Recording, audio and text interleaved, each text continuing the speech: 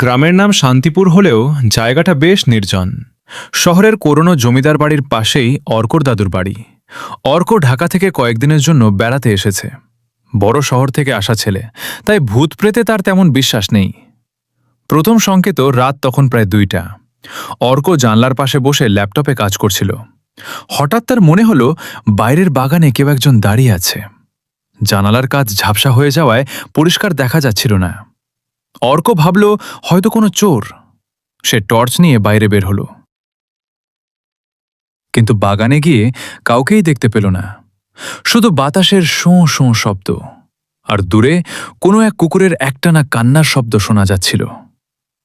সেই অদ্ভুত শব্দ ঘরে ফিরে আসার পর অর্ক যখন বিছানায় শুতে যাবে, তখনই সে শুনতে পেল এক অদ্ভুত আওয়াজ, যেন তার ঘরের ঠিক উপরের ছাদে কেউ ভারী কিছু টেনে নিয়ে যাচ্ছে।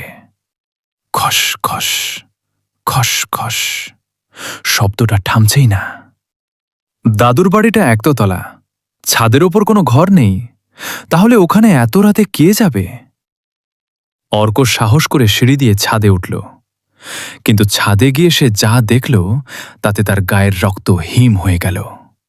ছাদে কেউ নেই, কিন্তু ছাদের সিমেন্টের ওপর তাজা রক্তের মতো লাল কিছু পায়ের ছাপ স্পষ্ট দেখা যাচ্ছে। পায়ের ছাপগুলো মানুষের মতো, কিন্তু আঙুলগুলো অস্বাভাবিক লম্বা।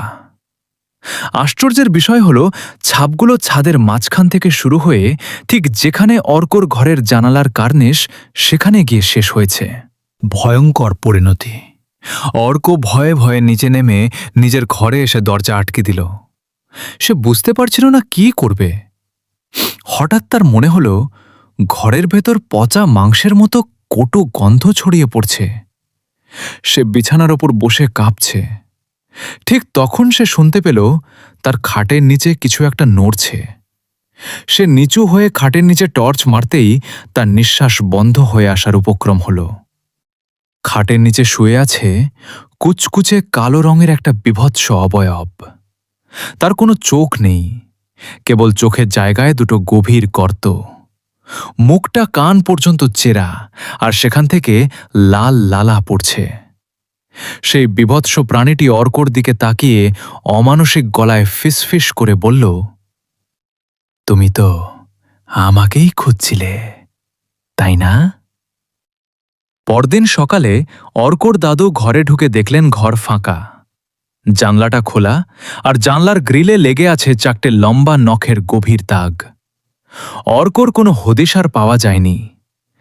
আজও নাকি সেই ঘরে রাতে কান পাতলে কেউ একজন ফিসফিস করে কথা বলে ওঠে। পুলিশ এসে তন্ন করে খুঁজল, কিন্তু অর্কর কোনো চিহ্ন পাওয়া গেল না।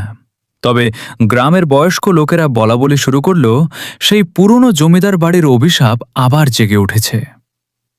অর্কর নিখোঁজ হওয়ার ঠিক 7 দিন পর তার এক কাজিন আকাশ শহর থেকে গ্রামে আসে।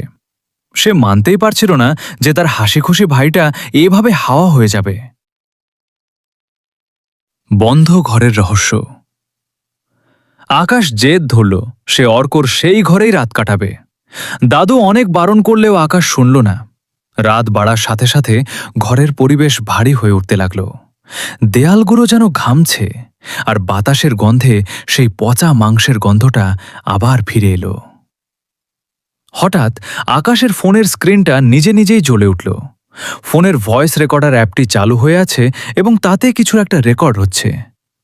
আকাশ ভয়ে ভয়ে প্লে বাটন চাপল। স্পিকার থেকে ভেসে এলো অর্কর কণ্ঠস্বর, কিন্তু সেই স্বরে কোনো মানুষের আবেগ নেই। সে আর্তনাদ করে বলছে, আকাশ, নিচে তাকিও না, ও ছাদের ওপর নেই, ও এখন তোমার পেছনেই দাঁড়িয়ে আছে। অদৃশ্য ছায়া। আকাশের শিরদাঁড়া দিয়ে একটা শীতল স্রোত বয়ে গেল। সে অনুভব করল তার ঘাড়ের কাছে কেউ একজন অত্যন্ত ঠান্ডা নিঃশ্বাস ছাড়ছে। সে যখন ধীরে ধীরে পেছনে ঘুরল, দেখল ঘরের কোণে আয়নার ভেতর নিজের প্রতিবিম্ব, কিন্তু আয়নায় তার নিজের পেছনে দাঁড়িয়ে আছে সেই দীর্ঘাকার চোখহীন বীভৎস অবয়বটি।